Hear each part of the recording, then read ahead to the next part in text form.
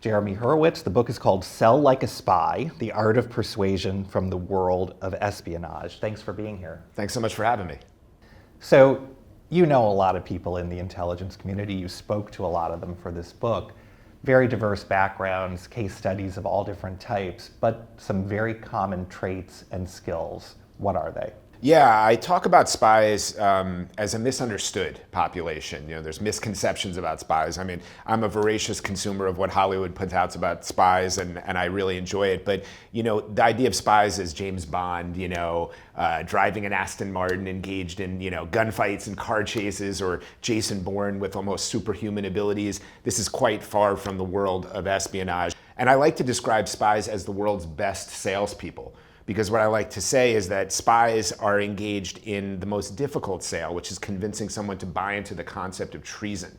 And to make that sale, they have to use some of the skills that you're referring to, and they involve radical empathy, intellectual curiosity, both physical and verbal mirroring, elicitation. So there are so many ways that spies build rapport and connect really deeply, and often with some very difficult people. So we're going to talk more about empathy. Define elicitation. Yeah.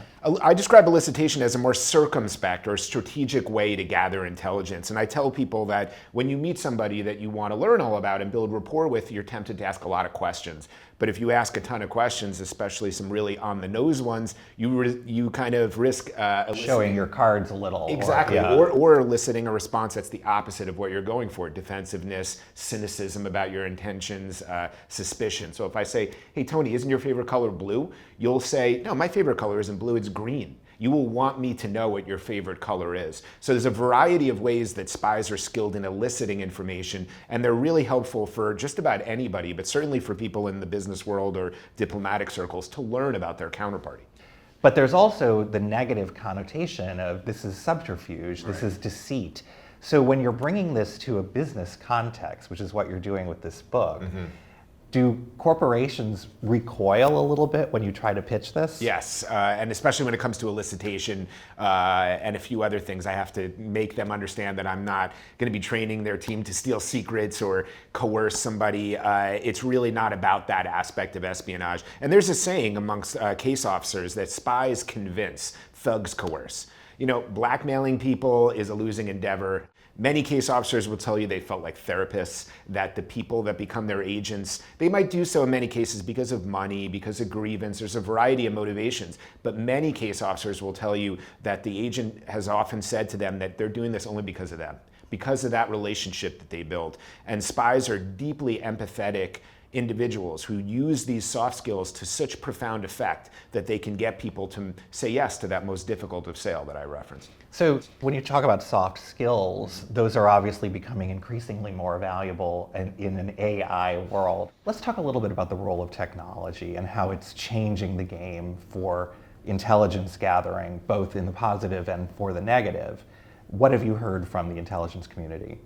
I like to joke around, if I dip my toe in these waters, if one of the funnest parts of any Bond movie is when Q is kind of showing the technology, and there's a bit of truth to that, because the CIA for many years was ahead of the rest of, say, American society when it came to technology. Things like battery power, miniaturization of technology. The CIA was well ahead until about the end of the Cold War, when budgets were reduced, that peace dividend that we were all kind of enjoying at the time happened. And the private sector surpassed the US government in terms of the ability on technology. But maybe specifically to your point, AI, technology in general, is deeply impacting the world of espionage. The rise of CCTV and facial recognition technology has changed the ideas of cover. It used to be that you could go overseas with an alias and work off of that. It's almost not worth the trouble anymore because of the steps that the CIA would have to go to build a legend that would go back and be incorruptible, impenetrable for decades. And facial recognition technology has grown so much. Just a few years ago, you could defeat it with a couple of clever tricks, but now it's really caught up. So if you try to defeat it by going through an airport with, say, like a fake limp or a beard on or something, the facial recognition technology will catch that, and it will only make you more suspicious to whoever might be viewing it. And don't get me started on trying to meet an agent in a place like China with its suffocating surveillance state. So It's really challenging the idea of espionage. It's safer to meet with an agent virtually, to never actually forge that relationship. And myself and others I speak to from the intelligence community worry that something might be lost. So as you've mentioned, one of the biggest assets a spy can have is radical empathy. But right now, are we living in an empathy recession? You could say that. There was a very influential study that came out through University of Michigan researchers a little over a decade ago that pointed to a really shocking decline in rates of empathy, self-described rates of empathy amongst college students that they've charted over the decades.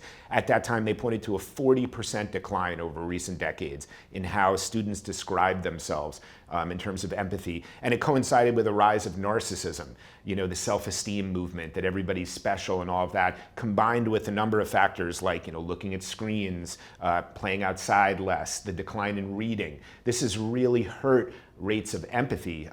There's been some more recent studies that point to a little bit more of a rise, but I think it's reflected in our political context. It's reflected in the workforce with younger people in a variety of ways, so it's an issue. All right, let's talk a little bit about the workforce and young people entering their first jobs. 82% of managers surveyed in one poll said that they're seeing a deficit of soft skills in Gen Z employees, and something like a quarter, 25%, of employers in general said they actively avoid people that are fresh out of college for that reason.